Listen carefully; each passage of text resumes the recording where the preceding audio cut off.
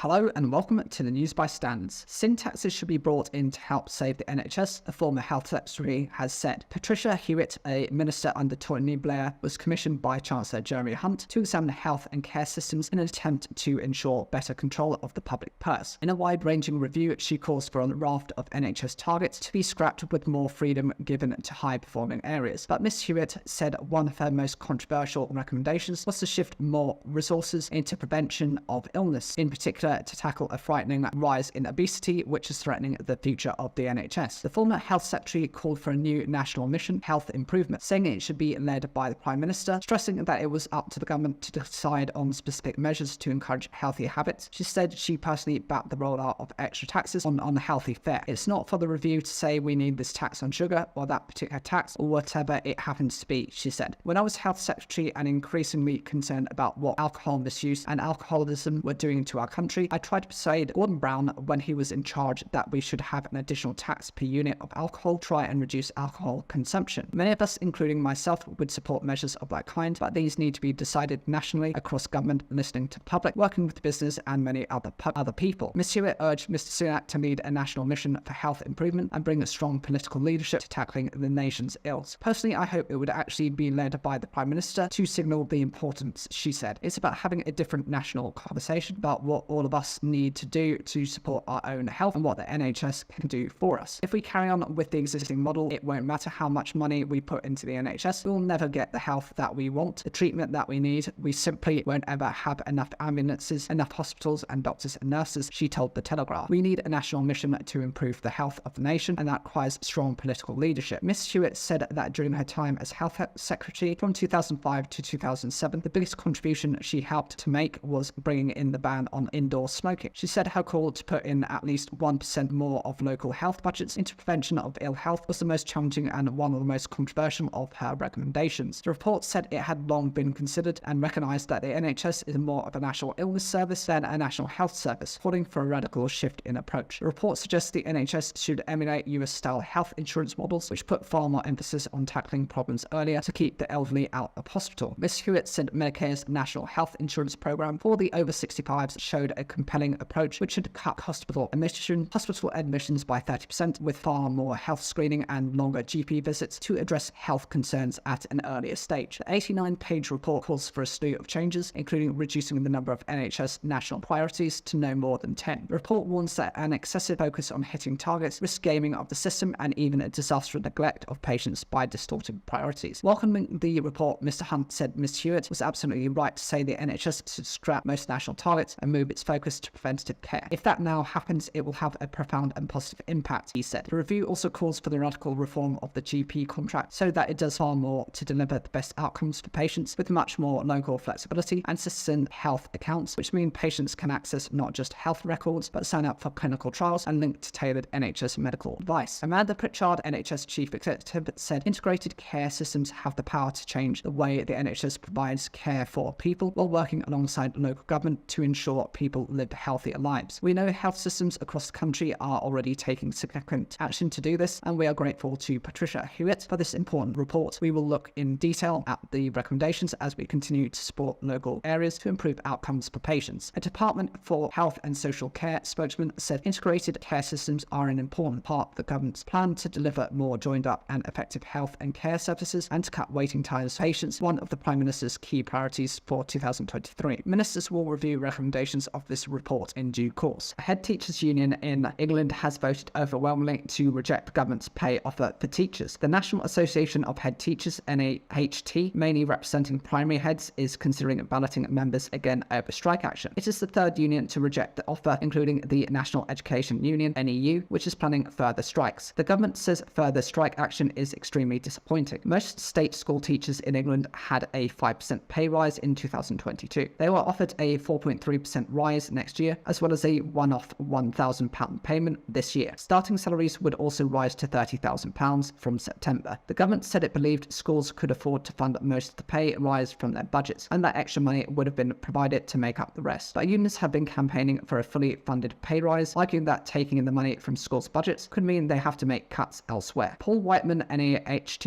General Secretary, told the BBC that members felt insulted by the offer, which was not properly funded. Almost all of our members have told us that it's not affordable in their budgets, he said. The government works on big averages across the system, but I'm afraid what that doesn't do is tell you what's happening in each individual school. Every school is unique and it's funding very different things depending on its circumstances. He called on the government to come back to the negotiating table, though the government has said this offer would be its last. Joanna Hall, head teacher at Merritt's Brook Primary School in Birmingham, told the BBC that teachers deserved a pay rise, but funding them from school budgets would mean making cuts elsewhere. I think that it's quite a scary prospect for a number of head teachers, because what do you do next? She asked. What do you cut next when you're already running a really tight budget? A Department for Education spokesperson said the offer was funded including major new investment of over £500 million and helps tackle issues teachers are facing like workload. Unions' rejection of the offer would simply result in more disruption for children and less money for teachers today, they said. The government added that after costing children almost a week of time in the classroom and with exams fast approaching, the NEU's vote to reballot for more strike action in the next academic year was extremely disappointing. The NAHT, which has 37,000 members working in schools, has not been on strike in England. It balloted its members on industrial action this year, but failed to meet the legally required 50% turnout threshold to organise strikes. In a survey of NAHT members over the past week, 78% of respondents said they wanted to vote again and take industrial action, and 90% voted to reject the improved pay offer. The NEU and Association of School and College Leaders, ASCL, also turned down the deal, and the NASUWT union ballot of members closes this week. NEU members have voted for 5 strike dates next term, 3 of which have yet to be confirmed. The dispute is formally about pay, but unions have also been campaigning on issues such as workload, recruitment, and retention. Teacher salaries fell by an average of 11% between 2010 and 2022, after taking inflation into account, according to the Institute for Fiscal Studies. Detroit area homeowner Adam Hobart started looking for a new house last year with more bathrooms, a bigger yard for his dog, and space for his aging mother to join him. But he had scrapped his search after a surge in borrowing costs pushed the properties he was considering out of his budget. Now the 38-year-old who purchased his current bungalow 5 years ago and locked in a low interest rate on his home loan during the pandemic says he's focused on saving and doesn't expect to move for at least another year. I've put my search a little bit mentally on pause, he says. Adam's decision to put his search on hold is indicative of a shadow looming over the housing supply in the US, where 30-year fixed rate mortgages are typical, and the sudden rise in interest rates has made it unusually costly for homeowners to upgrade while limiting the savings they might gain in a downsize. The dynamic is leading to a freeze-up among would-be sellers, keeping a lid on inventory and pressure on prices in a country already grappling with a shortage of homes and an affordability crisis. With rates hovering around 6.5%, it becomes very expensive to give up your home. Daryl Fairweather, chief economist at brokerage Redfin, which is predicting that homes in the US will turn over at the lowest rate since the early 1980s this year, as potential sellers like Adam stay put. The US was already experiencing a decade-long decline in moving rates, raising alarm among some economists who see the shift as linked to a narrowing of economic opportunities. The number of long-distance moves increased a bit last year as the rise of remote work, a booming job market, and the ultra-low interest rates put in place to boost the economy when the pandemic hit in 2020 unleashed a buying frenzy. But overall, the share of Americans moving each year remained below 9%, and Riordan Frost, senior research analyst at Harvard's Joint Center for Housing Studies, says he expects affordability issues tied to higher interest rates to limit home moves again in 2023. The decline in moving, which he says has been driven by higher housing costs over the last decade, is a big change for the US, which once stood out for having an unusually mobile population, with a moving rate more than double the current pace as recently as 1987. Younger people and renters who typically move more frequently have seen especially sharp declines. There are reasons to not be upset about a lower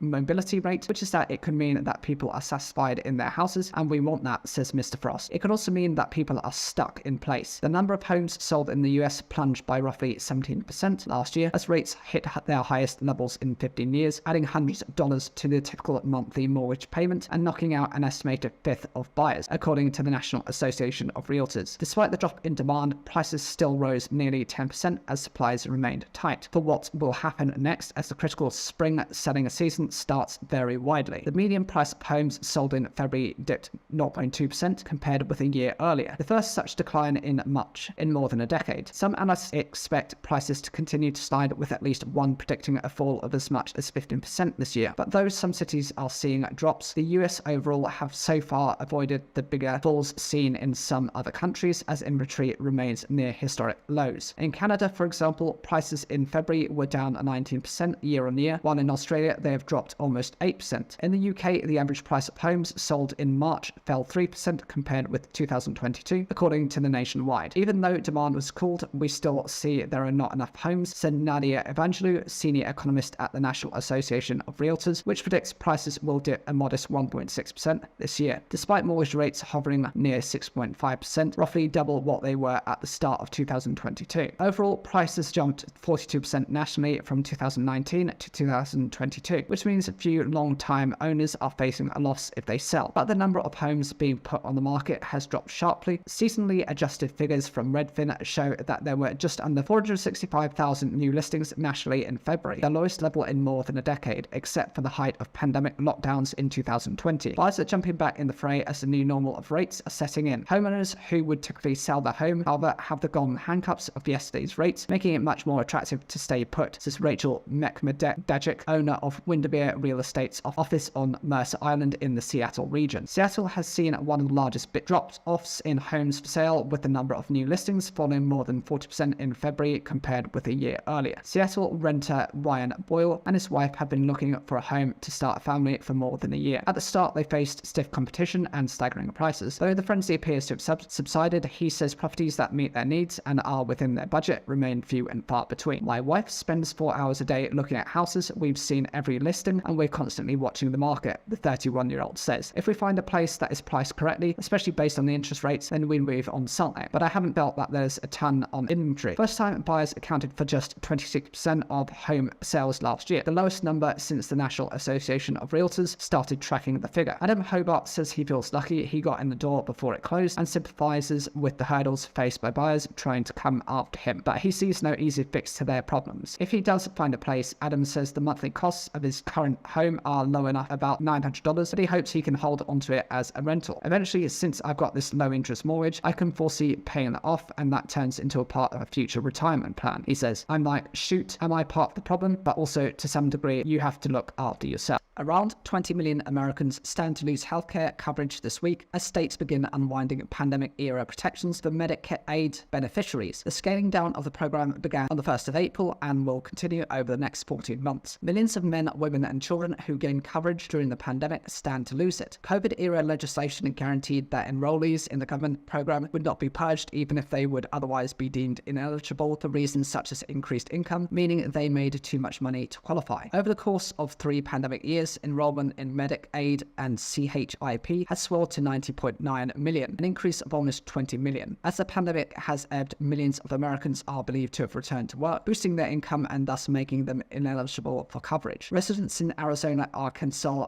Idaho, New Hampshire, and South Dakota will be the first to feel the pain of redeterminations. Healthcare in America is notoriously expensive, with an estimated 79 million Americans struggling with medical debt. Despite this, several Republican members of Congress are toying with the prospect of drastically cutting funding for government healthcare. States will unwind protections over the course of about 14 months. Roughly 1 in 6 of the 84 million Americans on Medicaid stand to lose their coverage over the next 14 months. Medicaid is the federal government's health insurance program serving the very poor and the disabled. It is jointly funded by federal and state governments, meaning the latter guarantees funds to match the state's expenditures on the program. When it became clear to government officials in March 2020 that COVID outbreaks across the world were foreshadowing a global pandemic that would put the US in a stranglehold, they reasoned that would be a very bad time for Americans to lack access to healthcare. On the 18th of March 2020, the Families First Coronavirus Response Act was signed into law. This legislation provided incentives to states to institute a continuous enrollment guarantee that officials would not terminate enrollment for people considered not validly enrolled or change eligibility groups while still receiving the boosted increased federal matching funds. A major reason someone may be deemed ineligible is that their income increased beyond the threshold that is allowed for Medicaid coverage. The program is meant for people who meet certain income guidelines, which are adjusted each year based on poverty levels. In subsequent legislation, the federal government increased the amount of funding it would make available to states that have expanded access to Medicaid benefits to nearly all adults with incomes up to 138% of the federal poverty level, $20, $120 for an individual in 2023, and offering by Obamacare. It was meant to to discourage those states from dropping enrollees. Medicaid equips people with the ability to access preventative healthcare services such as mammograms, immunizations, and screenings for chronic and infectious diseases. This allows the healthcare system to save money in the long run. Losing health coverage can be devastating not just to a person's health, but also to their financial well-being. People could be dropped from the Medicaid rolls for a variety of reasons, such as administrative and paperwork issues, or increases in income that meant they made too much money to qualify for benefits. French police will have to photograph British babies' faces at the border unless the EU accepts the use of new passport technology. EU officials last night confirmed that there would be no exceptions to the need for facial imagery under the bloc's entry and exit system, EES, suggesting even infants will have to provide data. At present, non-EU travellers' passports are stamped and they are subjected to a series of questions when they cross the border into the bloc. However, British travellers will have to give photos on their faces, fingerprints, and other biological information under the new EES. Bickering between EU states over plans for some of the information to be uploaded to an app prior to departure is understood to be holding up the launch of the new border system. The disagreement raises the prospect that officials will have to manually take photographs and biometric information at the border. If the EES system is rolled out without the use of technology, French border officials on UK soil, as well as EU officials at airports abroad, will have to take photographs of all arrivals of any age, including newborn babies. Madeleine Stone, legal and policy officer at campaign group Big Brother Watch, said subjecting children and even babies to biometric facial scans is an absurd and paranoid proposal that will incur extraordinary privacy intrusion and needless hassle for travellers. No one should be required to have this sensitive biometric data taken and stored in a vast database just to go on holiday. While all travellers must submit photographs, babies and other children under the age of 12 would be exempt from the requirement to give fingerprints. Uncertainty over how EES will be administered at the border raises the prospect of yet more delays for Brits going on holiday. Officials in Dover are scrambling to prevent a repeat of the travel chaos witnessed over the weekend. Long queues built up as French border officials who conduct passport checks on British soil were overwhelmed by the number of holidaymakers heading for the continent. Dover ferry companies are considering a cap on the number of coaches per sailing after it emerged that it was taking considerably longer for French border guards to complete checks on buses. Eurotunnel said there had been a sharp increase in the number of inquiries from coach operators wanting to avoid Dover and willing to pay a premium to travel through Folkestone and the Channel Tunnel. A spokesman for Eurotunnel said that the crossing had not experienced similar delays to those in Dover, but said the operator was already operating at maximum capacity.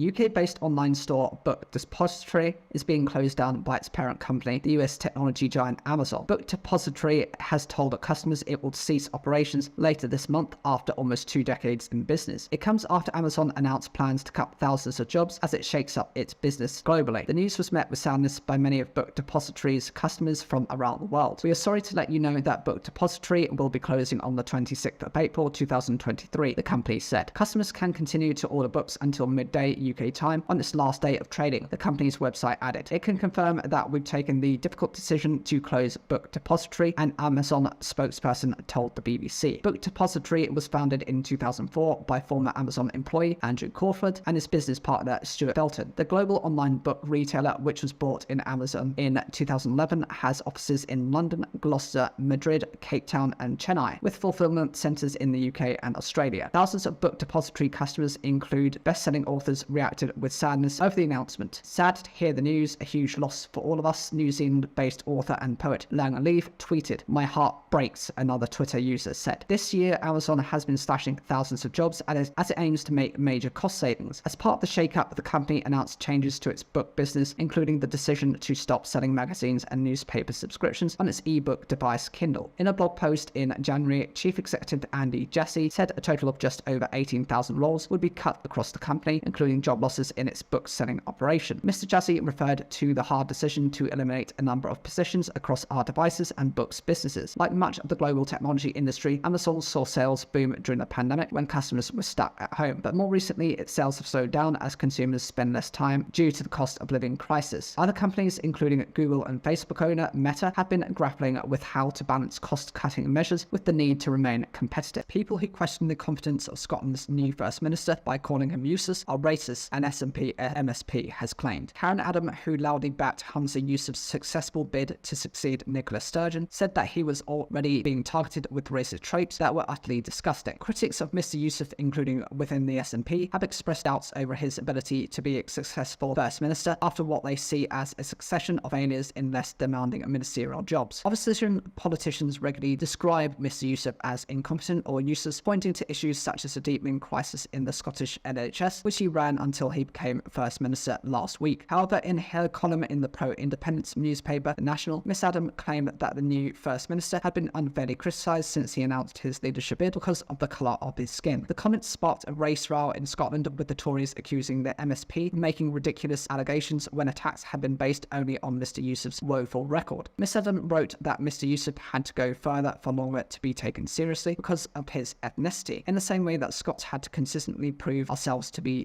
British establishment and the naysayers that we are good enough. The racist tropes used about him have been utterly disgusting, she said. I'm not opposed to people being scrutinised, particularly in public roles, but the level of racism and the sheer ignorance was astounding. Just to be clear, calling somebody lazy who clearly isn't, who has had some of the hardest jobs in government and has been successful in many ways in those remits, is racism. The terminology is used by racists to smear ethnic minorities all the time, lazy or useless. Miss Adams went on to call on white allies to call out the attacks on Mr. Yousaf, claiming she feared the misogyny Nicola endured had now flipped to racism towards Humza. She added, it really is an evil that Humza has had to endure this racism, and I'm sure there have been many times in his life that he faced worse. So with his position, I hope we can see a focus on tackling it. Opponents insisted that attacks on Mr. Yousaf, who was born in Glasgow to immigrants from Pakistan and Kenya, were based on his performance in government roles. Some Hollywood politicians and commentators have nicknamed him Humza Useless. On Tuesday, new figures were published showing that cancer waiting times in Scotland had fallen to their worst ever level, while delayed discharges and A&E figures were also desperate. Labour claimed that the former Health Secretary had left Michael Matheson, who he appointed to succeed him, with a deadly mess. Pam Gosal, a Scottish Tory MSP who has Indian heritage, claimed Miss Adams' comments were offensive. As someone who knows exactly how it feels to experience racism, I am shocked and disappointed that Karen Adam would make these accusations so flippantly, she said. Critics of Humza Yousaf have been drawing attention to his woeful record in every ministerial portfolio he has held and questioning why that makes him fit for the top job. Humza Yousaf faced the same criticism for years before he ever became First Minister. Racism has absolutely nothing to do with this. Karen Adam would do well to remember that these sorts of attacks were also put to him by his leadership rivals during the campaign, and they're not just coming up from the opposition, making her claims even more ridiculous. Miss Adams' newspaper column was published the day after it emerged that an innocent woman had been investigated for a hateful crime after the MSP wrongly claimed gender-critical activists had tried to harass her by booking her a malicious bikini wax. She called the police in December over the unsolicited appointment, which officers concluded she had been notified as the result of an administrative error. Terry Gou, founder of major Apple supplier Foxconn, is seeking the presidential nomination for Taiwan's main opposition party for a second time. It's aiming to be nominated by the Kuomintang KMT, which traditionally favours close ties with China. In 2019, Mr. Gou stepped down as Foxconn's boss to make a bid for the presidency, but failed to be nominated. It comes as Taiwan's President Tsai Ing-wen is on a trip to the US. We must honestly tell young people that it is dangerous to vote for the Democratic Progressive Party, which exalts Taiwan independence and opposes China, Mr. Gou told reporters at a hotel next to Taiwan's main international airport on Wednesday. He added that the only way to avoid war with China was to lessen tensions between Washington and Beijing and get Taiwan's ruling Democratic Progressive Party DPP out of office. Beijing sees Taiwan as a self-ruled breakaway province that will eventually be unified under China's control. However, Taiwan sees itself as distinct from the Chinese mainland with its own democratically elected leaders. On Wednesday, President Tsai is scheduled to meet US House of Representatives Speaker Kevin McCarthy in California. The highly symbolic meeting has already prompted outrage from China. This is the last leg of her trip to Central America, with a transit through the US. Multi-billionaire Mr. Gou made his fortune from manufacturing electronic devices for other companies. Foxconn is widely known for producing many of Apple's iPhone models. It was one of the first Taiwanese companies that invested in factories on the mainland, tapping into the much lower wage costs in China. If successful in his presidential bid, Mr. Gou is expected to take a more China-friendly approach than the current administration. Ms. Tsai became Taiwan's first female president in 2016 as the head of the traditionally pro-independence DPP. The DPP has already chosen party chairman and Taiwan's vice president William Lai as its candidate for next year's presidential election. The KMT has governed Taiwan for most of the years since 1949, when the party party fled the mainland after being defeated in the Chinese Civil War. Campaign groups formed by MPs and peers should be banned from accepting money from foreign governments to help with running costs, a watchdog has said. The Common Standards Committee fears hostile foreign actors could seek to gain improper access and influence through the All-Party Parliamentary Group's APPGS. It has recommended new rules on APPGs that it wants ministers to back. The government says it is carefully considering the committee's proposals. If ministers are supportive, the government can introduce motions to Parliament and MPs will get the chance to debate and vote on them. Last year, MI5 warned that a Chinese agent may aspire to establish APPGs to further the Chinese Communist Party's agenda. Labour MP Sir Chris Bryant, who chairs the committee, says it had received pretty conclusive evidence from common security officials that governments were interested in using APPGs to promote their views, although he declined to offer details. Sir Chris, who is vice chair of the Russia APPG, told the BBC Today's programme that new rules were required to rein in the influence of such groups. He added that companies also found APPGs, which currently number over 750 and cover a wide range of subjects, including food banks, cybersecurity, yoga, and wine and spirits, were one of the easiest ways for companies to influence new laws. The Standards Committee has previously warned that without reform, APPGs could be the source of the next great parliamentary lobbying scandal. The committee does not want to ban the groups or expenses paid foreign trips by their members, arguing that they can enhance the work of MPs and peers, but it does want to improve transparency and accountability. Unlike select committees, APPGs have no formal role in policy making or holding the government to account, and their funding can be opaque. Almost 140 groups focus on countries. For example, the APPGs for Bermuda has been set up with the purpose to improve links and mutual understanding between Britain and Bermuda. Most APPGs do not receive any funding, but a growing number are sponsored by companies, campaign groups, or charities to cover running costs and foreign trips. Research conducted by the BBC in 2021 found that the groups had received an estimated £30.7 million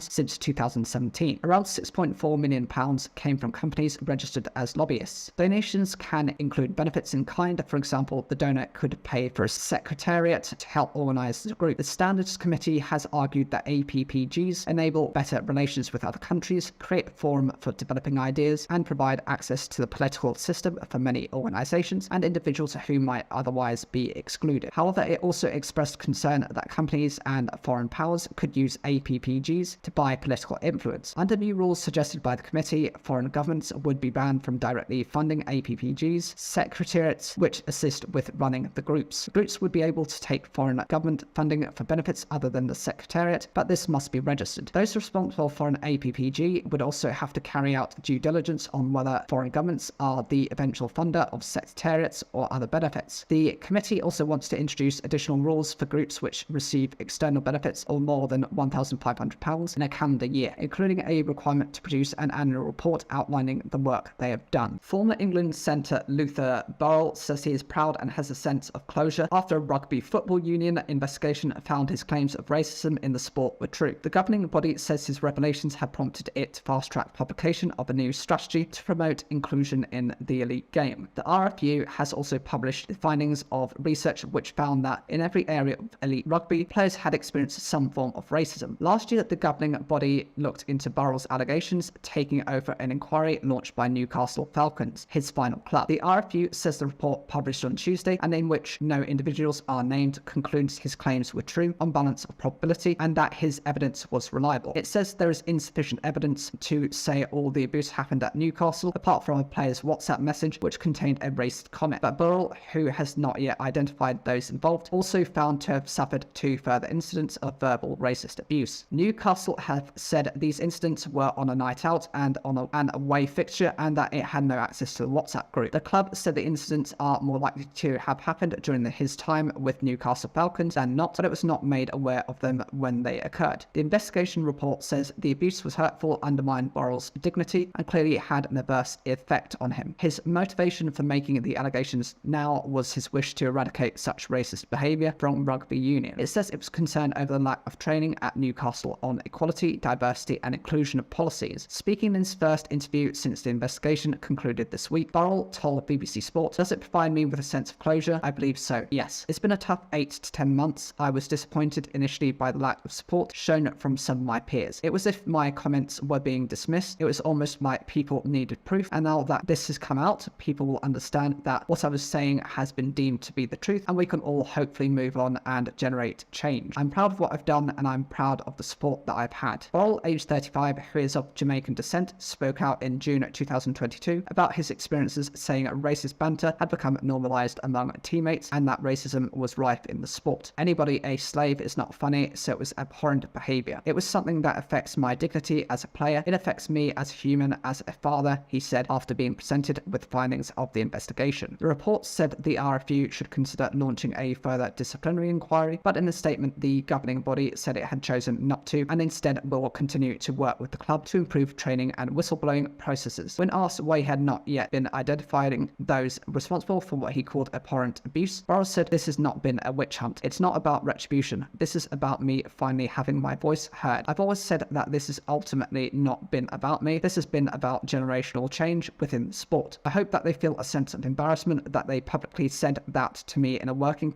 space. However, this is not about me victimizing them because they have livelihoods, they have families. Do I hold hate or judgment for the persecutors? Not really, no, because this racial banter is complex. I have children and friends with children who love rugby, and I cannot be having them exposed to these microaggressions and perceived banter. I hope from here on this will be removed from the professional environment and the grassroots. Based on the evidence the RFU had, they had reached a fair judgment. I don't expect them to investigate further. My experiences have been enough to prove what has gone on. I'm not too disheartened by that." The investigation interviewed 93 current and former employees of the club who were at Kingston Park during the 2020 to 2021 and the 2021 to 2022 seasons when Burrell played for Newcastle. The report also concluded there was support for what Burrell alleged in the evidence of at least 2 other employees of Newcastle. Other individuals suffered or witnessed discriminatory behaviour. There was other inappropriate behaviour, including 2 fights on 2 separate occasions involving players at the club. Many of the employees stated that culture at the club was good. However, there was banter between players which was sometimes harsh, even brutal, and that the appropriateness of this banter needs to be considered by the club. Almost all senior coaches and players confirm that there has been no equality, diversity and inclusion training or education on safe social media use. It'll be keeping a close eye on how the club evolves, said Burrell. I know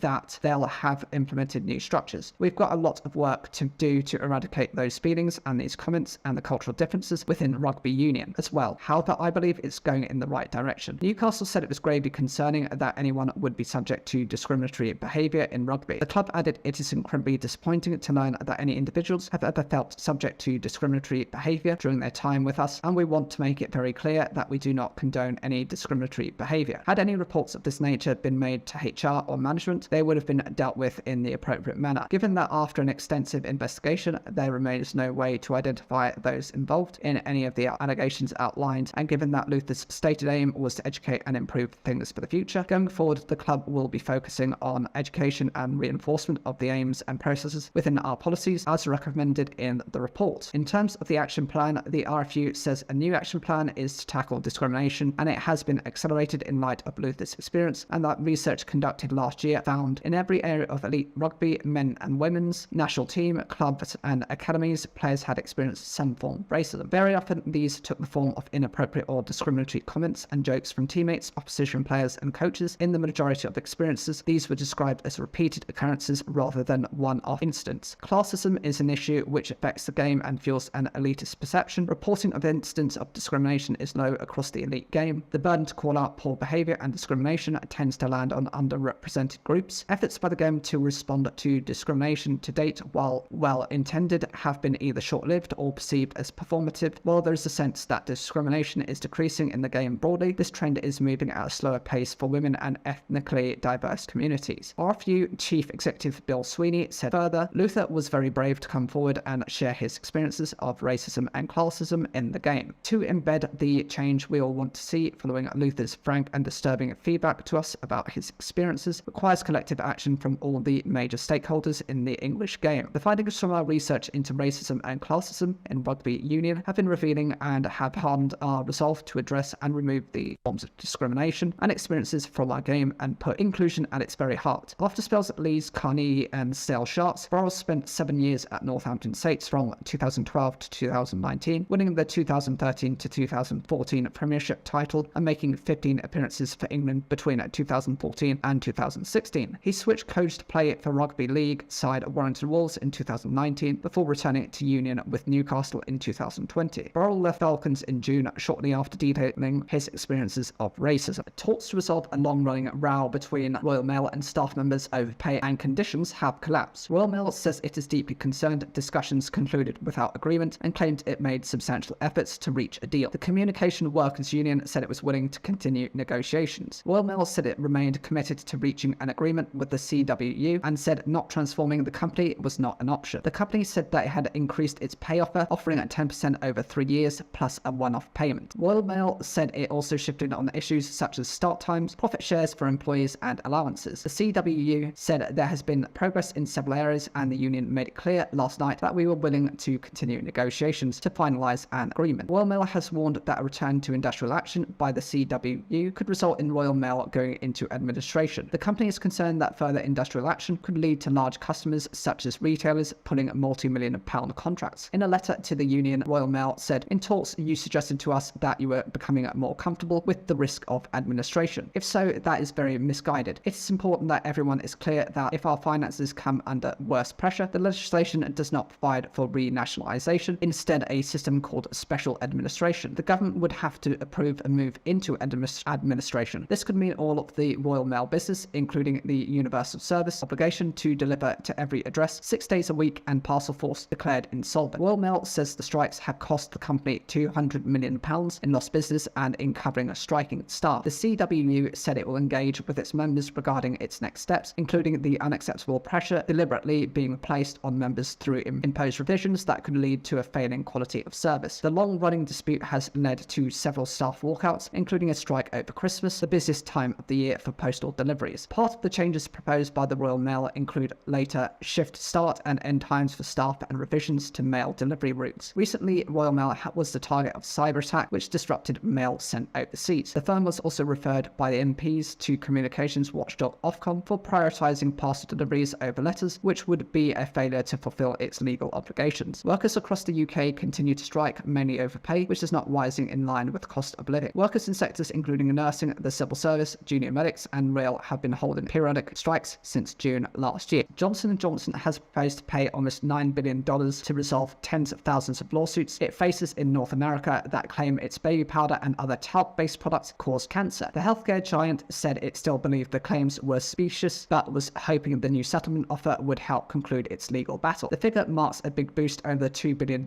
it had proposed previously. The new offer has significant support from people tied to the case, it said. The company is facing more than 40,000 lawsuits from former customers who say using its talc-based baby powder caused cancer, including some who allege the product contained cancer-causing asbestos. It stopped US sales of its talc-based baby powder in 2020, citing misinformation that had sapped demand for the product, applied to prevent nappy rash and for other cosmetic uses, including dry shampoo. Last year, it announced plans to end sales globally. Before that decision, the company had sold the baby powder for almost 130 years. It continues to sell a version of the product that contains cornstarch. The company has been trying to resolve the lawsuits in bankruptcy court since 2021, after creating a subsidiary responsible for the claims. But its efforts ran into trouble after an earlier bankruptcy court ruling found the subsidiary was not in financial distress and could not use the bankruptcy system to resolve the lawsuits. The company continues to believe that these claims are specious and lack scientific merit, said Eric Haas, worldwide vice president of litigation for Johnson & Johnson. But he said resolving these cases in the tort system would take decades and impose significant costs on LTL and the system, with most claimants never receiving any compensation. Resolving this matter through the proposed reorganisation plan is both more equitable and more efficient, allows claimants to be compensated in a timely manner, and enables the company to remain focused on our commitment to profoundly and positively impact health for humanity. Johnson & Johnson said it had won a majority of the talc lawsuits against it, but it has been struck with some significant losses, including one decision in which 22 women were awarded a judgment of more than $2 billion. Johnson & Johnson said it had commitments from about 60,000 current claimants to support the new settlement terms. One of the world's biggest criminal marketplaces used by online fraudsters to buy passwords has been closed down in a global law enforcement crackdown. Genesis Market sold login details, IP addresses, and other data that made up victims' digital fingerprints, often costing less than $1, the personal information that fraudsters log into bank and shopping accounts. Law enforcement agencies around the world were part of the coordinated raids, including the UK. During a series of raids, the UK's National Crime Agency, NCA, arrested 24 people who were suspected users of the site. They include 2 men aged 34 and 36, Lincolnshire, who are being held on suspicion of fraud and computer misuse. Law enforcement agencies from 17 17 countries were involved in the raids, which began at dawn on Tuesday. The operation was led by the FBI in the US and the Dutch National Police, working alongside the NCA in the UK, the Australian Federal Police, and countries across Europe. Globally, 200 searches were carried out and 120 people were arrested. On Wednesday, anyone logging onto the Genesis website saw a message which read, "Operation Cookie Monster. This website has been seized." Genesis Market had 80 million sets of credentials and digital fingerprints up for sale, with the NCA calling it an enormous enabler of fraud. For too long, criminals have stolen credentials from innocent members of the public. Robert Jones, Director General of the National Economic Crime Centre at the NCA, said, "We now want criminals to be afraid that we have their credentials, and they should be." Dutch police have launched a portal on their website where the public can check whether their data has been compromised. Genesis Market operated on the open web, not just the dark web. Set up in 2017, it was notable for its user-friendly English language interface. It was a one-stop shop for login data that enabled online fraud. Users could buy logging information, including passwords and other pieces of a victim's digital fingerprint, such as their browser history, cookies, autofill form data, IP address, and location. This allowed fraudsters to log into a bank and to bank, email, and shopping accounts, redirect deliveries, and even change passwords without raising suspicion. Login information on sale included passwords for Facebook, PayPal, Netflix, Amazon, eBay, Uber, and Airbnb accounts. Criminals buying the information were even notified by Genesis if the passwords changed. Genesis provided its customers with a purpose-built browser which would use the stolen data to mimic the victim's computer, so it looked as if they were accessing their account using their usual device in their usual location, so the access did not trigger any security alerts. It was a very sophisticated website, very easy to use, with a wiki website that can be modified or contributed to by users, telling you how to use it, and accessible on the open web and the dark web, Mr. Jones said. So you didn't need to be a sophisticated cyber actor to get into this. You just needed to be able to use a search engine, and then you could start committing crime. Depending on how much data was available, a victim's information could sell for less than $1 or for hundreds of thousands of dollars. While Genesis users were mostly accessing it for fraud, the data on sale could also be used for ransomware attacks, where hackers block access to data and demand payment to release it. The individual's data that led to the 2021 hack of gaming giant Electronic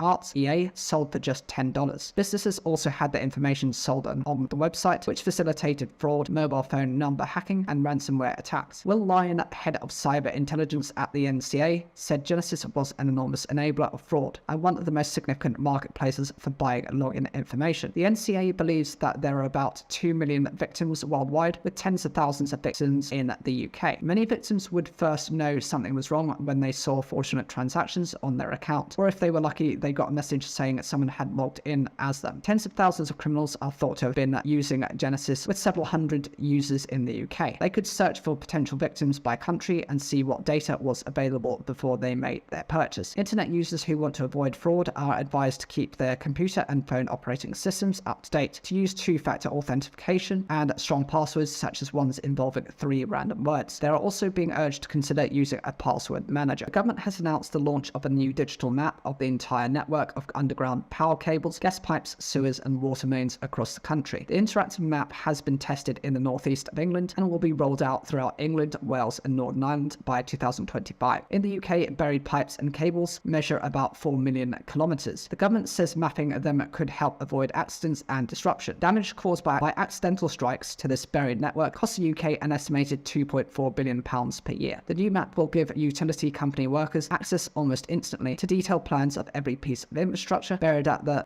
site they are digging. There are currently about 60,000 cases a year of accidental damage to the network when pipes or cables are struck during a dig. Those accidents can lead to floods or power cuts, but they also put lives at risk. According to one report by an industry body, an average of 70 people a year are seriously injured as a result of contact with underground electricity cables. That damage can also mean further disruption and roadworks while utility companies make repairs. Over the last year, the new map, known as the National Underground Asset Register, NUAR, has been tested in the north of England. In the northeast of England, by 2025, it will include all the underground infrastructure across England, Wales, and Northern Ireland. A similar system already exists in Scotland, and governments are working closely to make sure the whole UK map is compatible. Currently, this crucial information is held by individual companies and can be complicated and unwieldy to access. Every time a utility company wants to dig up a site for any repair, maintenance, or upgrade, they have to ask each organisation for its plans. One utility company told BBC News that the information could take days to gather. Chris Chambers, Deputy Director of the government's Geospatial Commission, told the BBC there's enough pipe and cable buried in the UK to wrap around the planet around 35 times. We're trying to bring it all together to make it really easily accessible for these people who carry out maintenance and repairs on pieces of critical infrastructure, so they can have that information at their fingertips. That involves collecting data from more than 700 organizations that own all those buried pipes and cables. There have been previous attempts to put all this information in one place, but Mr. Chambers explained that there were legal, commercial, and security challenges that could not be overcome without government involvement. It's a fine balancing act between making data accessible and secure, he said. Becky Hunter, area manager from Northumbrian Water, says it will make a huge difference. We've experienced hours of delays getting this information in the past, she said. With this, it's straight on our phone and it's there in seconds. That's so important for the crews on the ground who are working at these excavation sites. The Prime Minister has been encouraged to correct the record on a claim he made in Parliament about the backlog of asylum claims. Shadow Immigration Minister Stephen Kinnock has written to Rishi Sunak urging him to correct his erroneous use of figures. Mr. Sunak told MPs on the 13th of December that the backlog was half the size it was when Labour was last in office, but the statistics regulator criticised his use of asylum figures. Mr. Sunak said in Parliament the backlog, now difficult though it is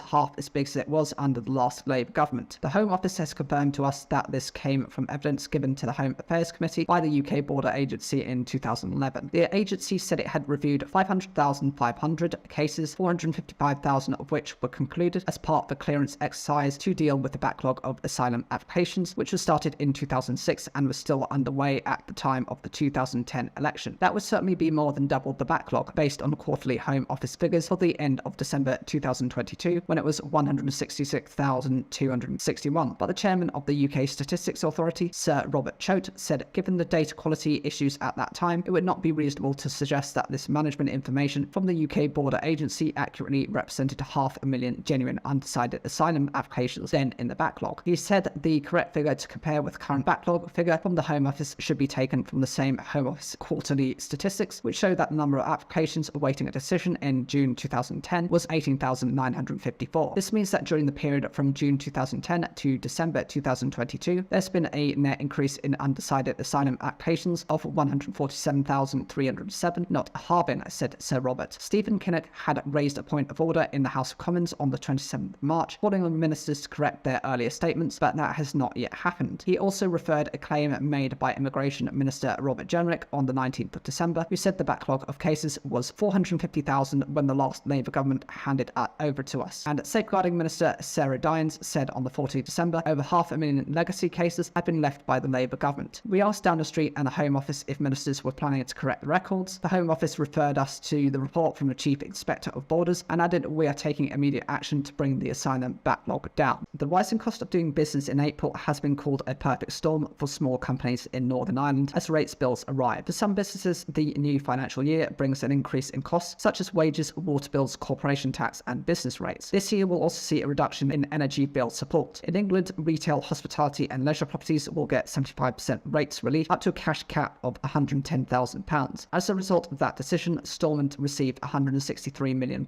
but that money did not go towards business rates relief because there was no minister or executive to allocate it. A Department of Finance spokesperson said the additional funding would not cover the cost of implementing the same schemes in Northern Ireland. Any decisions in relation to new rate relief measures for business in Northern Ireland would be for the Secretary of State or a future executive to make, having considered the full competing priorities for public funding, they said. Alan Lowry Pelosi, chairman of the Federation of Small Businesses in Northern Ireland, said members were being hit with a perfect storm. There's a 75% rates reduction being given to retail, hospitality and leisure in England and Wales. We need to see that over here, he said. That money has been given to the Northern Ireland economy through the Barnett Consequential, but we actually need to see that hitting the ground here and actually getting to our members and the other people who really need that support right now. Robert Bell, managing director of SD Bell's tea and coffee business in Belfast, said the situation was really unfair. I do think the 75% rates rebate in England and Wales shines a light on the fact that it is not available to us, he said. He employs about 30 people and wages are the company's biggest overhead, so the rise in minimum wage will have the largest impact on its bottom line. Across the board, 9.75% is a big hit. It makes it very hard to maintain pay differentials as well, he said. So it is in a sense inflationary. It might mean that we end up paying fewer people, fewer hours. There may be a contraction in the number of hours. I hope not, but that might be an unintended consequence of the increase in minimum wage, which is a worry. Businesses in Northern Ireland are also facing an above inflation increase in water charges of 13.4%, which will also affect Mr. Bell's running costs. We consume a lot of water. It's certainly not our biggest cost. Our electric and gas would be higher, but it's still a worry. I mean, a 13% water increase is not significant, but we can't just pass it all on to our consumers that easily, so it's another worry. So how much of this can be passed on to customers in the form of higher prices? There will certainly be a small increase, I'm sure, across the board to our customers, but we'll try to absorb as much of it as we can and try to make other efficiencies, Mrs. Bell said. The government is scaling back support for businesses from April. Under the new scheme, firms will get a discount on wholesale prices rather than costs being capped as under the current one. Heavy energy using sectors like glass, ceramics and steelmakers will get a larger discount than others, but firms will only benefit from the scheme when energy bills are high. Some business groups have warned it falls short for those struggling with soaring costs. Mr. Lowry said it would mean a lot of businesses were unsustainable. They're either going to have to take on more borrowing with additional interest rates as they continue to increase, or else they are simply going to have to close, he said. If they don't put prices up, they don't make enough money to pay their staff, their suppliers, and therefore they can't keep the doors open. The only other option is to close their doors or put their prices up. Home Secretary Suella Braverman is expected to face fellow Conservative MP Flick Drummond in a candidate selection battle later. Miss Braverman's Ferrum constituency and Miss Drummond's neighbouring seat in Meon Valley, Hampshire, are due to be removed under proposals from the Boundary Commission for England. The pair are competing for the new seat of Ferrum and Waterlooville. They are understood to be facing a vote by Conservative Party members tonight. Miss Drummond represented Portsmouth South between 2015 and 2017 and has been the MP for Meon Valley since 2019. Miss Braverman has represented the Ferrum constituency since 2015. The Boundary Commission is due to present final recommendations by the 1st of July, with changes expected to be put in place before the next general election. She is a potential Formula One racing star of the future, but until a few days ago, Chloe Grant wasn't even allowed to drive down her own street. That's because the 17-year-old from Perth, who was recently chosen for the elite F1 Academy, has only just passed her driving test. Hours after ripping up her L plates, Chloe headed to France to continue her dream to compete at the top level. She passed the test after a handful of lessons. Chloe said she was pleased to pass at the end of her first week driving on the road. I wasn't nervous about my test until the date closed in, she said. The only thing I had been anxious about before beginning the lessons was the oncoming cars. It was something I realised I hadn't had to consider on track. Despite learning to drive aged 13, Chloe said there was still a couple of things she had to get to grips with on the streets of Perth. The two things we noticed the most were that my hands were constantly crossing over, she said. When you're on the road, you have to keep your hands on either side and feed the wheel through. And taking the corners a bit slower, I was taking them a bit faster. Chloe's driving instructor, Alan Hyatt, said it was the first time he had taught a potential F1 driver. He said, my biggest concern before we started this was, would I be able to keep her at a reasonable speed? And what I've said is, while she's doing her driving on the road, she's not got a crash helmet on, so she's not in race mode. Hopefully that keeps her thinking we've got to be safe rather than driving flat out. Chloe will be part of the F1 Academy series and will partner Lena Bula and Carrie Schreiner with French team ART Grand Prix. The inaugural F1 Academy series starts in Austria this month, with further events in Spain, the Netherlands, Italy, France and the US, with 5 teams competing. Chloe left school last summer and enrolled at Loughborough College to study Motorsport UK Academy's Diploma in Sporting Excellence SE. Following her driving lessons in Perth, Chloe would take to the wheel for racing practice at Knockhill in Fife. Knockhill Racing Circuit events director Stuart Gray said he first saw Chloe's potential when she took part in a go-karting event at the track when she was 13. He said there was something about her talent and her approach that made her different from the other kids that we had here, and I think that's been recognised with the F1 Academy, that she's got the potential to make it the whole way. Stuart said motorsport competitors can access go-karting from the age of 8 and start racing at 14. He said it will be a strange thing for her. One day she's doing 140 miles per hour on the track, next she's doing 20 miles per hour through Perth. Chloe said being chosen for the F1 Academy had come at the perfect time and made her dreams come true. She said, my ultimate goal is Formula One. I want to show the girls can make it there. It is generally down to the backing and the small amount of us who do have the genuine talent to get there. I hope it inspires more women to get involved with the sport. It's my whole life now and I love it to absolute bits. Men still earn more than women according to data gathered by the BBC. Despite a continued push for equality, the wage difference is still 9.4%, the same level as in 2017 to 2018, when firms were forced to publish figures. The figure is based on the difference in pay between the middle-ranking women and the middle-ranking man, the so-called median pay gap. This is different to unequal pay, paying women less for the same work, which is illegal. By law, companies, charities and public sector departments of 250 employees or more must publish their gender pay gap figures on the Gender Pay Gap Service website. It is part of a government initiative to force businesses to be more transparent about pay. By Tuesday afternoon, 9,824 employers had reported. Romi Savova, chief executive of pension provider PensionBee, said that's the latest data was bad news, and it was pretty astounding that the gender pay gap remained at the same level compared to 5 years ago. Ms. Sabova told the BBC's Today programme that the main culprit for the difference was that major corporations were setting unambitious targets for getting women into senior positions. You can look around many rooms and still see that they are unequally filled and unequally represented. Banking and finance remain among the worst offenders, with women earning on average 22% less than their male colleagues. The industry has narrowed the gap by just 0.5 percentage points compared with 5 years ago. The construction sector, meanwhile, narrowed the gap by 2.7 percentage points, but it remained highly unequal, with the average woman earning 78 pence for each pound a man earned. There are some businesses that pay women more than men, including Airbus Operations at 17.7%, Azebra Pay at 16.9%, and DHL Services at 12%. But for many sectors, the gender pay gap has continued to widen. For example, in education, it increased by 0.9 percentage points. Jemima Olszewski, chief executive at the Fawcett Society, said all employers needed to create an action plan which set out how they will improve gender equality in their workplace. Reporting is a good way of identifying pay inequalities, but taking action is key, she said. Large businesses that have some of the widest gaps in pay between men and women include EasyJet, Lloyds Bank Division, and Savills. At EasyJet, despite an improvement from last year, the average woman takes home just 53 pence for every £1 earned by a man. Mona Abdelati, a pilot for EasyJet, said that part of the challenge is more men than women are interested in professions like hers. For most people, when they see a female pilot, it's like a huge deal. She acknowledged the training was an investment. What I would say is that unless you love it, don't make the investment, just because it is so much money. Since the most expensive seaside town is Salcombe in Devon, with an average house price of more than £1.2 million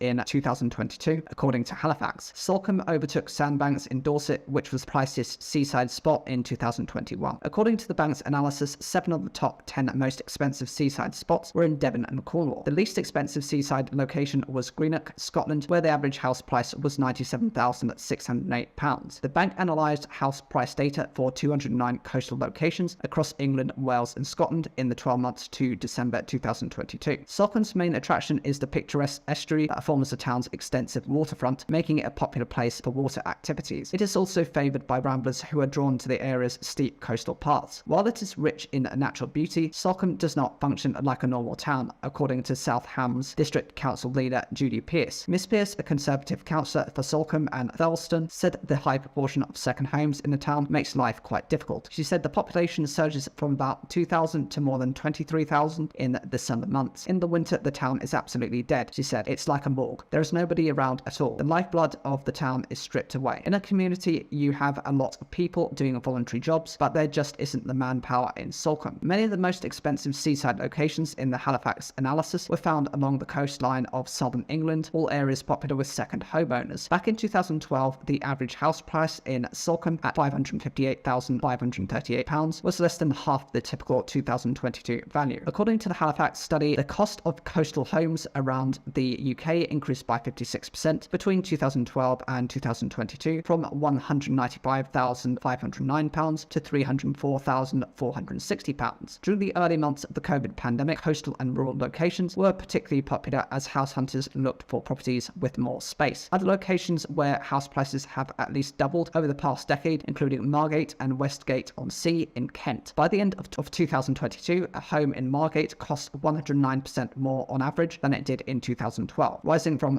£146,276 to £305,191. The average cost of a property in Westgate-on-Sea doubled from £154,686 to £308,764. Kim Kinnard, mortgages director at Halifax, said owning a home by the sea was an aspiration for many, but this comes at a price in many locations, and Britain's most expensive seaside spot, Salcombe in Devon, will set buyers back over £1.2 million on average. When we delve deeper into the cost of Britain's seaside homes, it's clear that there is a broad spectrum in house prices. She said second home ownership undoubtedly played a role in driving up house prices in desirable locations. While house prices in any location are driven by factors such as supply and demand and interest rates, there are also socio-economic factors at play. Some of these factors are more acute in Britain's coastal communities, and many British towns most in need of investment also sit near the shore. Ms Pearce said the council was fairly limited in what it could do to make homes more affordable in Salcombe. She said new builds in the area had a residency condition, there were cash incentives for homeowners to downsize, and the council was building as many affordable homes as possible. The authority has also agreed agreed to charge second homeowners double council tax if legislation is approved by Parliament. Ms Pearce said of the measures, "What we can do is a drop in the ocean, and that's the problem." Halifax uses land registry data covering England and Wales in addition to figures from the registers of Scotland for the study. The 10 most expensive seaside towns in Britain, according to the Halifax analysis, are Salcombe in Devon, which is based in the southwest, at £1,244,025. Second is Sandbanks, Dorset, southwest, at £952,692. Third is Aldeburgh, Suffolk, in east of England, at £794,492. Fourth is Padstow in Cornwall, based in the southwest, at £790,847. Fifth is Lymington in Hampshire, southeast, at £663,474. Sixth is Yarmouth, Isle of Wight,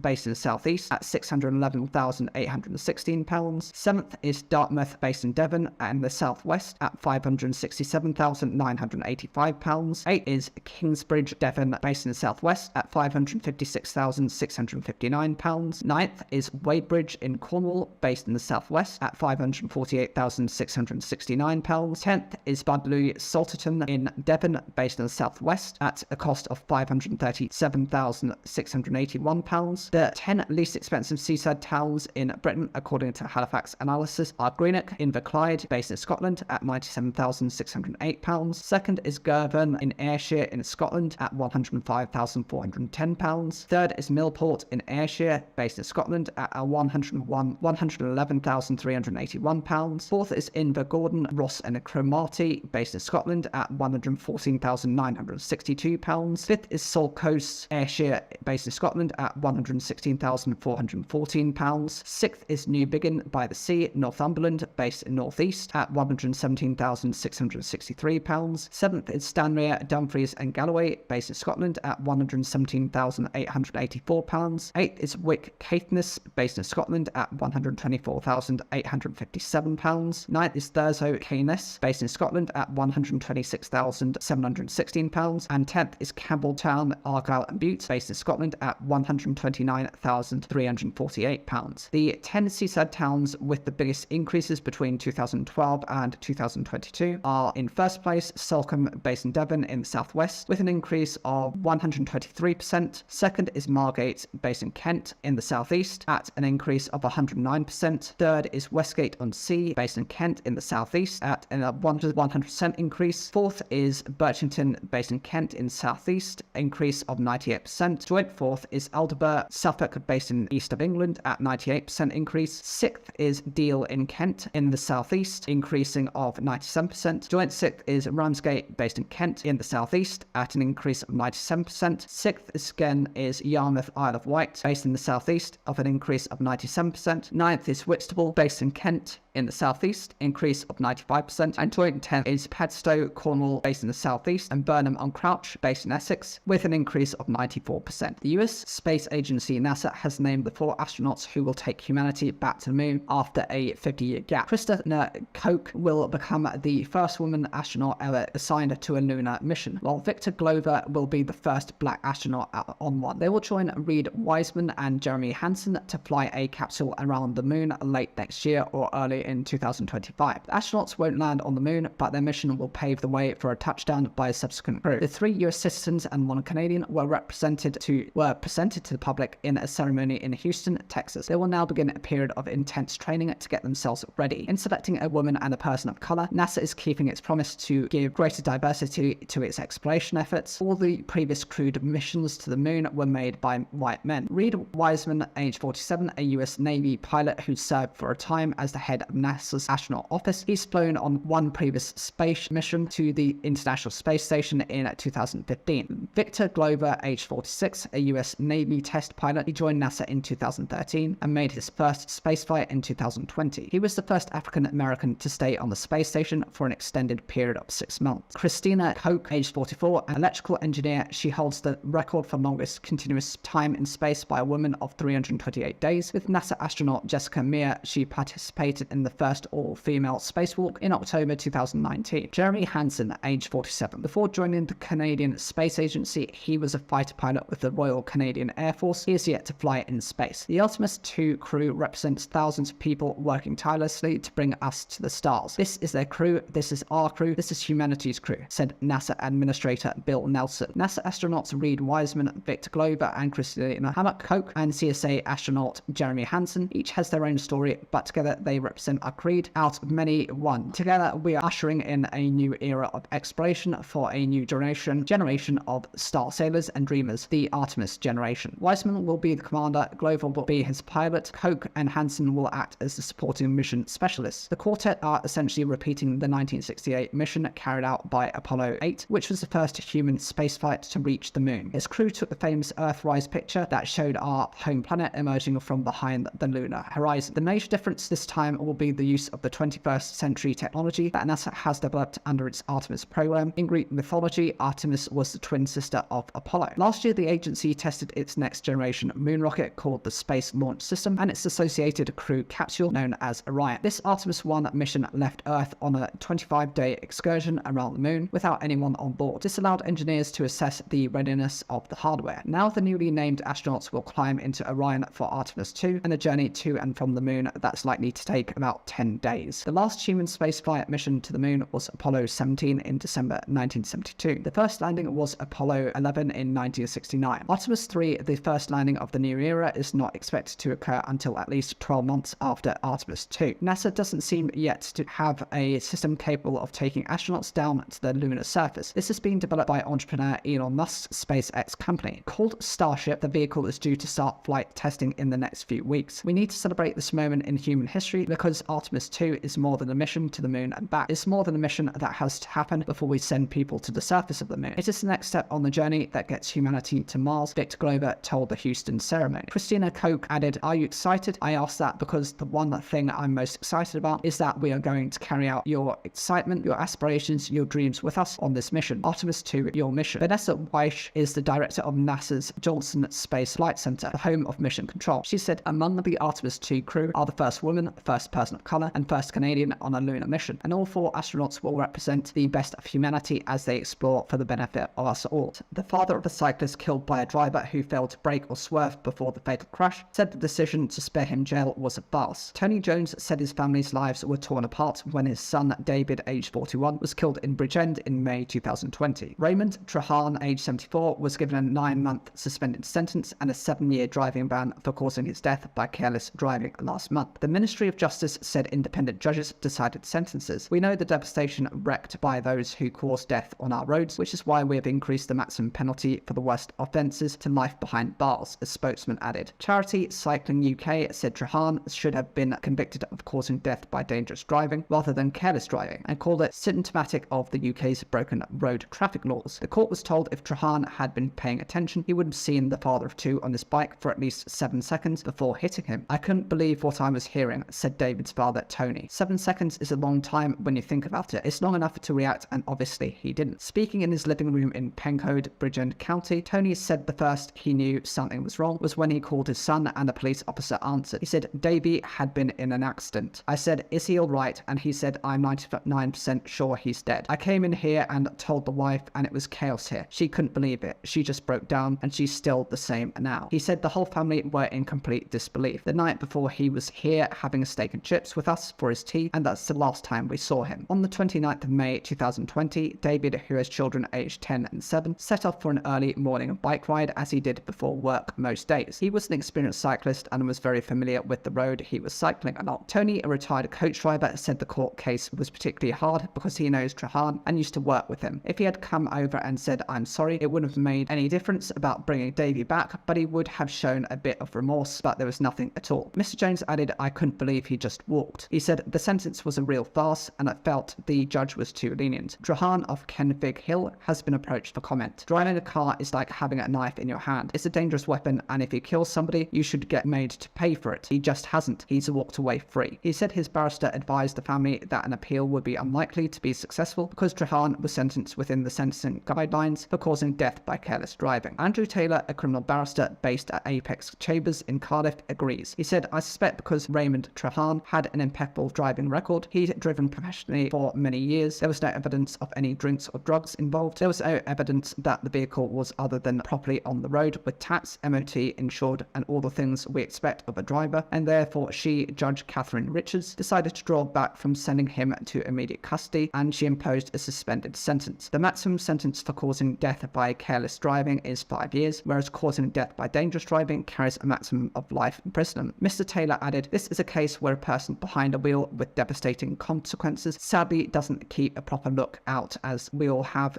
to do when we get behind the wheel of the vehicle. That of course cost the deceased his life, which is tragic, but there is nothing the learned judge did not take into account, which should have been properly taken into account." Cycling UK's campaigns manager Keir Gallagher believes the case demonstrates why the law needs to be reviewed. Failing to spot another road user for almost 10 seconds before crashing into and killing them is clearly a dangerous act. Yet our broken road traffic laws mean Raymond Trahan was merely charged with causing death by careless driving, he said. The Westminster government promised to review these failing laws in 2014, but we're still waiting, and the price of delay is sadly paid again and again by families like that of David Jones. He urged the government to commit to its long overdue comprehensive review to bring consistency to our road traffic laws and keep responsible cyclists, pedestrians and drivers safe. Tony said he wanted to speak out for others going through the same thing, and although he disagrees with the suspended sentence, he does not intend to appeal against it. It's not going to fetch him back, he said. He'll always be a memory and he'll always be in the heart, but is something you will never ever get over. You should never ever bury your kids. The Green Party is calling for councils to be handed powers to cap rents as it launches its campaign for next month's local elections. At an event in Suffolk, co-leader Carla Denyer said controls should be introduced in areas where the market is overheated. Too many people, she added, were trapped in housing unaffordable to rent and unaffordable to heat. The party also wants tighter planning rules on the location of new housing. The local elections to be held on Thursday, the 4th of May, will see 230 local authorities in England choose some or all of their councillors. As of May last year, when local elections were last held, the Green Party of England and Wales held roughly 540 councillors. The party has run councils before, but it is hoping to win outright control of its first major council at the ballot box this time round. It wants to make progress in Tory-held rural areas as well as more traditionally Labour urban seats. At its launch event, co-leader Adrian Ramsey said it wanted to take hundreds of new councillors. It used the occasion to showcase its offer on housing, where it wants to boost affordable houses and make new developments more climate friendly. It says in the short term it would replicate the 6-month winter rent freeze supported by the Scottish Greens in Scotland. In the longer term, it says it would give councils powers to control rents in expensive areas. The party also wants 100,000 council houses built per year to increase the supply of affordable housing, funded by increasing taxes on wealth. It would also introduce new rules to promote development near public transport and green spaces, and boost energy efficiency by requiring solar panels and heat pumps to be installed on new built homes. The party also wants property developers to provide more funding towards local services, with Mr. Ramsey saying too many villages and towns had seen large developments built without new facilities such as GP surgeries, bus services, cycle lanes and schools. Greens say they would make infrastructure requirements in local development plans more strict, arguing national guidance gives too much leeway to housing firms. Under current rules in England, councils can make housing developers contribute towards local infrastructure through a fixed charge levied on the floor space of new properties. Contributions towards new facilities as well as new affordable housing can also be made through deals negotiated with individual local authorities during the planning process. The government is consulting on replacing these schemes with a new tax linked to the price of new properties when they are sold, to be rolled out in stages over several years. Immigration Minister Robert Jenrick has been banned from driving for 6 months after his caught speeding on the M1. Mr. Jenrick admitted driving at 68 miles per hour in a temporary 40 mile per hour zone near Northampton last August. He was ordered to pay a total of £1,639 at a closed hearing on Tuesday, the Courts and Tribunal Service Centre confirmed. The Conservative MP for Newark in Notts said he didn't see that a variable speed limit was in place. The minister has been appearing on BBC Radio's For Any Questions. Mr. Jenrick had left Wakefield Cathedral and was travelling southbound on the M1 when his Land Rover was caught by a speed camera at about 11:30 p.m. British Standard Time, the Evening Standard reported. He previously admitted the offence, which took place in a temporary reduced speed zone between junctures 18 and 17. The case was dealt with through a single justice procedure, SJP, at Northampton Magistrates Court, which allows a magistrate to rule on criminal cases seen as minor in a closed court, meaning the public and press cannot attend. They also allow defendants to plead guilty or not guilty in writing, which meant that Mr. Jenrick did not have to attend in person. He was fined £1,107 and ordered to pay a £400 £142 victim surcharge and £90 in costs. Speaking after his ban, Mr. Jenrick said, "I accept the court's decision. I was driving below the national speed limit on an empty motorway with no roadworks in sight. I now understand that a variable speed limit has been applied, which I didn't see. I wouldn't knowingly exceed the speed limit." The 41-year-old previously served as Secretary of State for Housing Communities and Local Government under Boris Johnson from July 2019 to September 2021 before becoming a health minister under Liz Truss. For decades, votes have been cast in Northern Ireland along tribal lines, but a new generation say that is starting to change. Some unionists say different social attitudes and the Democratic Unionist Party, DUP, blocking devolution are moving young people to vote for other parties or not engage at all. Without ministers, decisions on key issues like a budget cannot be taken. One younger voter said she had little faith in politicians. "It hasn't given me much faith in any of them," said Louise Young, a nurse with concerns about public services, including health. She used to be a unionist voter, but said because of the Stormont stalemate, she would now consider voting for Sinn Féin. When I asked her who would get her support in a future election, she said possibly nationalist, purely because Sinn Féin deputy leader Michelle O'Neill seems to be talking some sense. "It is quite a change, but I think we need to come away from this whole two parties in Northern Ireland and try and work together and do what's right for the whole of Northern Ireland as a whole." Her swing from unionist to nationalist is extremely unusual, but in Bangor, where they met Louise, there are signs of changes in voting patterns. Its North Down constituency was represented for a long period by a series of unionist MPs, but at the last general election in 2019, the Cross Community Alliance Party took the seat. There are also signs of societal change. Bangor Academy, which is Northern Ireland's largest school, recently announced a proposal to become integrated, educating Protestant and Catholic children together. It said this would be an affirmation of its current ethos and values. Across the road from the Academy in the South East Regional College, SERC, they met a group of students studying politics and public services. They said there was a definite divide between how their older relatives viewed politics and traditional divisions that saw people identify as exclusively British or Irish. "It causes quite a few family arguments because they can vote now," said Alyssa. "But even their family as unionists didn't vote for the DUP because of how they're getting on. So they're losing not only the younger generation of voters who are very middle ground, but they are also losing their own voters." A recent Lucid Talk survey conducted in conjunction with the Belfast Telegraph suggested that a generational difference may be emerging. Just 8% of 18 to 24-year-olds who responded said that they would vote for the DUP in a future election. That compared to 27% of voters aged 25 to 44. Some of the SERC students' concerns were about potential budget cuts to public services, including education. "Next year, there's meant to be a cut of 20% to further education, which they're a part of," said Julia, who is 17 and not yet able to vote. "That's making me think, and everyone in my class think, what is going to happen to us? What's our future going to look like?" For many unionists, the primary concern remains the future of the union. Some argued that there is a danger of focusing too much on the youth vote. At the last election, 260,000 people voted for the DUP and traditional unionist voice, TUV, combined. So the vast majority is in the hardline space, argued loyalist Jamie Bryson, who's part of the Centre for the Union think tank. However, he acknowledged a younger generation's more liberal views on issues such as abortion and same-sex marriage left some reluctant to vote for unionist parties. The social issues were very skillfully captured by Alliance Sinn Féin and the SDLP, Social Democratic and Labour Party, and that left a whole generation of unionists whose priority at that stage was the social issues, politically homeless. But I also think unionism needs to sell the traditional view of the union and being strong on the union. Communicating that message has become more difficult because of the dispute over post-Brexit trading regulations that has led to the DUP's boycott of Stormont. The results of the 2022 Assembly election also suggested the party had a difficult balancing act of retaining both hardline voters who might be attracted to the TUV and more liberal supporters who could lend their support to the Alliance or the Ulster Unionist Party. Stormont is not working and Northern Ireland is not seen to be functioning, and the DUP are projecting a negative message, said former Ulster Unionist Party advisor David Keir. Sinn Féin are clearly very good at manipulating social media. They have been doing some very good work at growing their support base within the younger nationalist community. Unionism